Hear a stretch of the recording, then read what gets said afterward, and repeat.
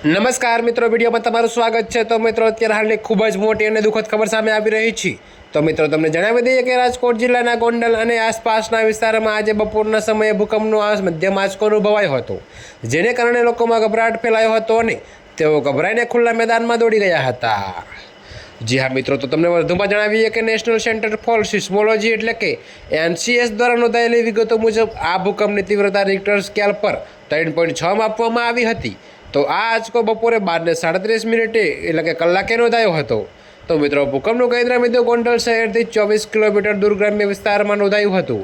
ભલે આ ભૂકંપની તીવ્રતા ઓછી હતી, પરંતુ સ્થાનિક લોકોએ આ આંચકો સ્પષ્ટપણે અનુભવ્યો હતો। જોકે મિત્રો, સદભાગ્યે પ્રારંભિક અહેવાલો મુજબ આ ભૂકંપના આંચકાને કારણે કોઈ જાનહાનિ કે મોટા નુકસાનના સમાચાર મળ્યા નથી। તો તાજેતરના આંચકા બાદ સ્થાનિક વહીવટીતંત્ર સજ્જ બન્યું છે અને આસપાસના ગ્રામ્ય વિસ્તારોમાં અસરની વિગતો મેળવવાની કામગીરી શરૂ કરવામાં આવી છે। તો મિત્રો, અત્યારે હાલ માટે આટલું જ। મળીશું નવી અપડેટ સાથે। અને જો તમને અમારા વિડીયો પસંદ આવતા હોય તો વિડીયોને લાઇક, કોમેન્ટ, શેર અને અમારી ચેનલને સબસ્ક્રાઈબ કરવાનું ભૂલતા નહીં મિત્રો।